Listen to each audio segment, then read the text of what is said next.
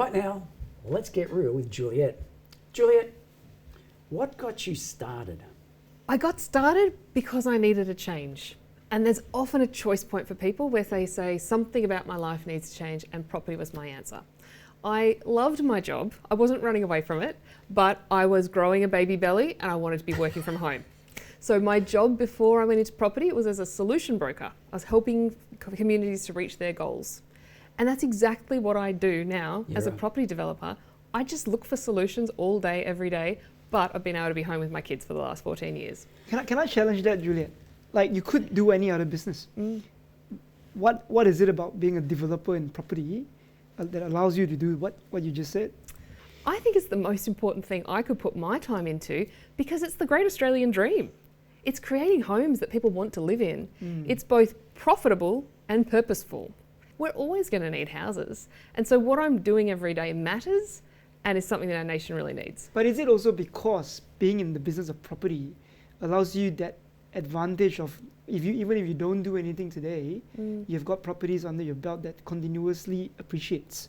What I love about property is that it's using my brain and thinking through strategies to get the highest possible best out of a property for the benefit of others. So it's not just going to sit in my portfolio and appreciate. I haven't got time for that. I was on a timeline. I was going to be very shortly a parent of 4. It's actually about what else can I do to add value here to this property, and that's how you get into strategies. So how did you start then? Talk us through a little bit that early days. Sure. How did you make it full time? Convert. Yeah, absolutely. Well, I think it's all about setting yourself challenges. The starting point was we have no cash. How do we get cash? Our very first crummy townhouse, it was at the top of the property market that we bought it. It was worth the value it was. We had no cash to renovate it and get started, and so we actually used strata funds to improve the whole block. Treasurer, secretary, husband and wife offered everyone else, we'll increase the value of the whole block. It was enough to increase the value to pull funds out of that townhouse and start the next project. And just as we discussed in this episode, it's starting where you can. We couldn't afford to build within 2 hours of where we were living. So we just kept working our way out, we call it grid variance analysis, finding the next spot where we can build that we could afford. And we talked in this episode about stacking strategies. For me, in that first project, that was very practically thought through and written out as a plan of attack because we couldn't afford to not make it work. And it wasn't without sleepless nights. Finding that property, we were gazumped 3 times, which means one of those occasions, I was standing there with this 6-week-old baby in my arms in the front yard when I got a call saying, sorry, we thought you'd bought it, they've sold it to someone else. Yeah, hard. It's awful, and it can be But it's not uncommon. It's so, the first project will age you. Yeah. It's hard work, and even after we'd bought it, we had 76 objections to our first build. Incredible number. Turns out we were living next door to the leader of a political party. They just got everyone to sign every objection and walked around with them pre-printed. I was in labour with baby number 2, surprise baby number 2, when I had a call from council saying, good news, we've worked our way through those objections, we're going to be sending you some positive news soon. Best news when you're in labour. Yeah. 4 days later, I get home with my new baby, a little bit hormonal and emotional at this point, I don't doubt that at all. to a letter saying they'd declined the DA. Oh, really? Absolutely devastated. Yeah. And so the thing is, as a property developer, we just get back up and find a solution. If I stay stuck in the problem, I haven't asked the right person for help yet.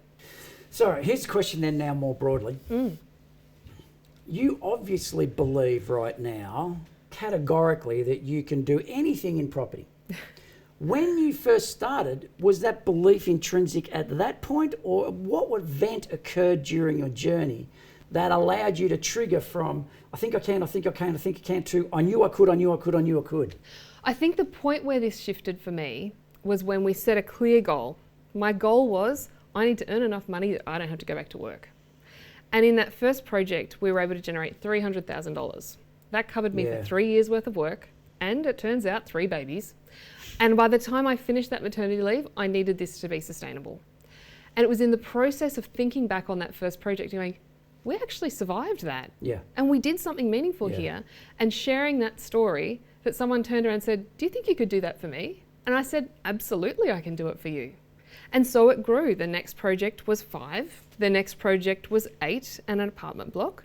The next project was 9 townhouses, 9 townhouses, 9 townhouses. As you scale and you repeat, you become expert in an area.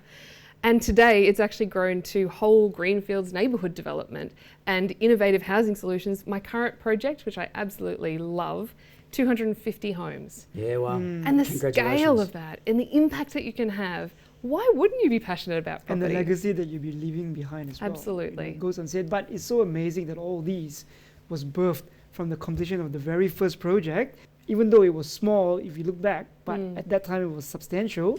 You finish your first one without any hiccups, or I'm sure there's hiccups, but once you finish that, you literally feel that your shackles are unburdened. See, now that's really interesting, because that speaks to the idea of getting it right the first time.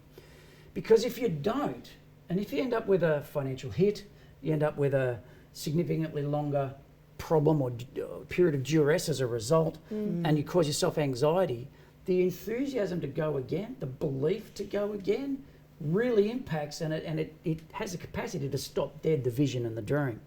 What could you tell your younger you so that it was maybe a little smoother? You know, when we started that first project and I was talking about stacking strategies, that was the right path, because every single exit strategy was needed potentially at one point or another. And so I want to think about smart starts and strategic thinking early on. Get out the butcher's paper and plan every possible worst case scenario and how you're going to get out of it. And can I just say that to that, I think you've answered my question about why property then is the place to do this. Because with property, there's many options, as versus starting up a business in a different industry that maybe doesn't offer that many options for you to pivot off and sleep better at night. And property allows that. Let me ask this of you. Old head, young shoulders. Young head, young shoulder. Okay, great. Young head, younger shoulders. Yeah. If you could take your knowledge now and tell your younger self, what would you tell them that you didn't know back then? I think it's consistent with Juliet that the problems will always come up, right? It doesn't matter if it's just a single dwelling that you're building or thousands of lots, that you're always going to face problems, and that your job as a developer or trying to make some money out of property is to solve these problems. Developing contains a lot of moving parts, and there are some big things that you can do up front to give yourself the best chance for a profit. Know your numbers. Know the strategy that you're looking to take on. Learn about the area and the idiosyncrasies of that area and the council within which you are playing. Spend time to find the right block, one that's flat, one that you're not pioneering on, one that serves the outcome that you're looking to achieve. And finally, get the team in place that's going to help you do it. Designers, town planners, architects, builders, surveyors. If you spend the energy and effort pulling that together, you mitigate the vast majority of the risks that can exist in a development, and you give yourself the best chance for success. Next week, when we come back, we're going to start to get into the numbers to ensure that you make a profit in the project that you're about to take on. See you next week.